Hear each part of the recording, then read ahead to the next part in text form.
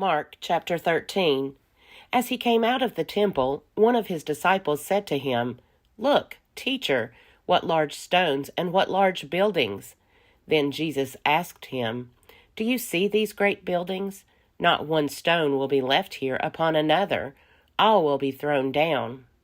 When he was sitting on the Mount of Olives opposite the temple, Peter, James, John, and Andrew asked him privately, "Tell us, when will this be, and what will be the sign that all these things are about to be accomplished?" Then Jesus began to say to them, "Beware that no one leads you astray. Many will come in my name and say, 'I am he,' and they will lead many astray. When you hear of wars and rumors of wars, do not be alarmed. This must take place, but the end is still to come. For nation will rise against nation, and kingdom against kingdom. There will be earthquakes in various places. There will be famines. This is but the beginning of the birth pangs. As for yourselves, beware, for they will hand you over to councils, and you will be beaten in synagogues, and you will stand before governors and kings because of me, as a testimony to them. And the good news must first be proclaimed to all nations. When they bring you to trial and hand you over, do not worry beforehand about what you are to say, but say whatever is given you at that time, for it is not you who speak, but the Holy Spirit. Brother will betray brother to death, and a father his child, and children will rise against parents and have them put to death, and you will be hated by all because of my name. But the one who endures to the end will be saved.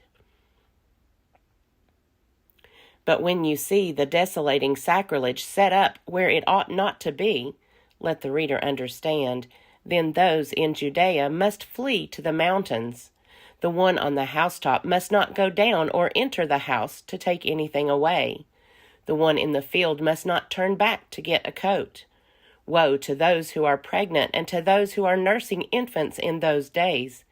Pray that it may not be in winter, for in those days there will be suffering, such as has not been from the beginning of the creation that God created until now, no, and never will be.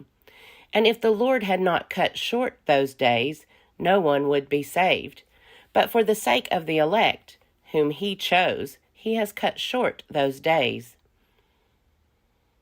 And if anyone says to you at that time, 'Look, here is the Messiah,' or 'Look, there he is,' do not believe it. False messiahs and false prophets will appear and produce signs and omens, to lead astray, if possible, the elect. But be alert, I have already told you everything. But in those days, after that suffering, the sun will be darkened, and the moon will not give its light, and the stars will be falling from heaven, and the powers in the heavens will be shaken. Then they will see the Son of Man coming in clouds with great power and glory. Then he will send out the angels and gather his elect from the four winds, from the ends of the earth to the ends of heaven. From the fig tree learn its lesson. As soon as its branch becomes tender and puts forth its leaves, you know that summer is near. So also, when you see these things taking place, you know that he is near, at the very gates. Truly, I tell you, this generation will not pass away until all these things have taken place. Heaven and earth will pass away, but my words will not pass away. But about that day or hour no one knows, neither the angels in heaven nor the Son, but only the Father. Beware, keep alert, for you do not know when the time will come. It is like a man going on a journey, when he leaves home and puts his slaves in charge, each with his work, and commands the doorkeeper to be on the watch. Therefore keep awake, for you do not know when the master of the house will come, in the evening, or at midnight, or at cockcrow, or at dawn, or else he may find you asleep when he comes suddenly. And what I say to you, I say to all, keep awake." Mark chapter 14. It was 2 days before the Passover and the festival of unleavened bread. The chief priests and the scribes were looking for a way to arrest Jesus by stealth and kill him, For they said, "Not during the festival, or there may be a riot among the people." While he was at Bethany in the house of Simon the leper, as he sat at the table, a woman came with an alabaster jar of very costly ointment of nard, and she broke open the jar and poured the ointment on his head. But some were there who said to one another in anger, "Why was the ointment wasted in this way? For this ointment could have been sold for more than 300 denarii and the money given to the poor." And they scolded her. But Jesus said, "Let her alone. Why do you trouble her? She has performed a good service for me, for you always have the poor with you, and you can show kindness to them whenever you wish, but you will not always have me. She has done what she could. She has anointed my body beforehand for its burial. Truly, I tell you, wherever the good news is proclaimed in the whole world, what she has done will be told in remembrance of her." Then Judas Iscariot, who was one of the 12, went to the chief priests in order to betray him to them. When they heard it, they were greatly pleased and promised to give him money. So he began to look for an opportunity to betray him. On the first day of unleavened bread, when the Passover lamb is sacrificed, his disciples said to him, "Where do you want us to go and make the preparations for you to eat the Passover?" So he sent 2 of his disciples, saying to them, "Go into the city, and a man carrying a jar of water will meet you. Follow him, and wherever he enters, say to the owner of the house, 'The teacher asks, where is my guest room where I may eat the Passover with my disciples?'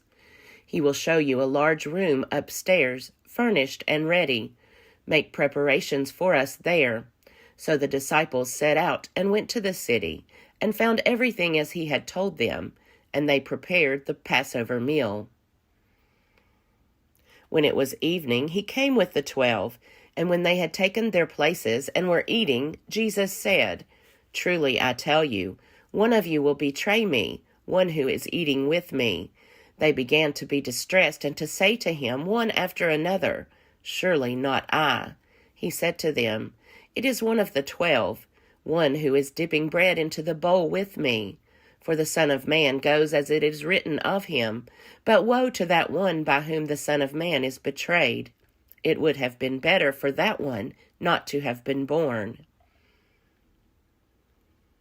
While they were eating, he took a loaf of bread, and after blessing it, he broke it, gave it to them, and said, "Take, this is my body." Then he took a cup, and after giving thanks, he gave it to them, and all of them drank from it. He said to them, "This is my blood of the covenant, which is poured out for many. Truly, I tell you, I will never again drink of the fruit of the vine until that day when I drink it new in the kingdom of God." When they had sung the hymn, they went out to the Mount of Olives. And Jesus said to them, "You will all become deserters, for it is written, 'I will strike the shepherd, and the sheep will be scattered.' But after I am raised up, I will go before you to Galilee." Peter said to him, "Even though all become deserters, I will not." Jesus said to him, "Truly I tell you, this day, this very night, before the cock crows twice, you will deny me 3 times. But he said vehemently, "Even though I must die with you, I will not deny you." And all of them said the same. They went to a place called Gethsemane, and he said to his disciples, "Sit here while I pray." He took with him Peter and James and John, and began to be distressed and agitated. And he said to them, "I am deeply grieved, even to death.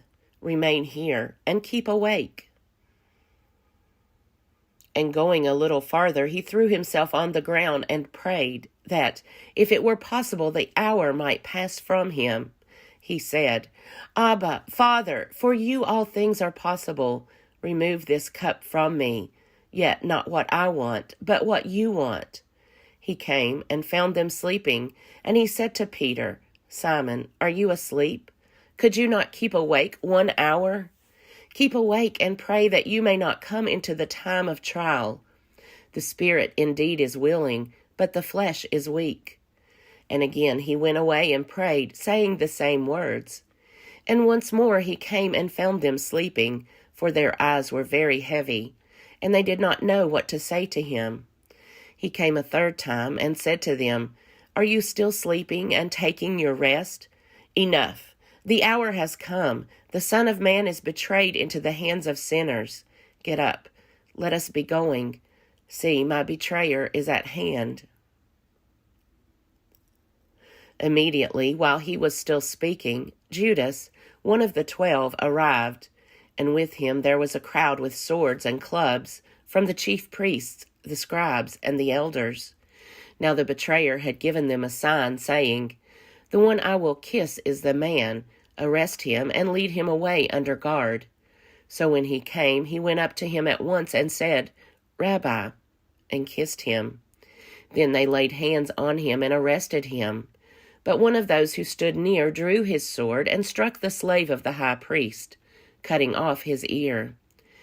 Then Jesus said to them, Have you come out with swords and clubs to arrest me as though I were a bandit?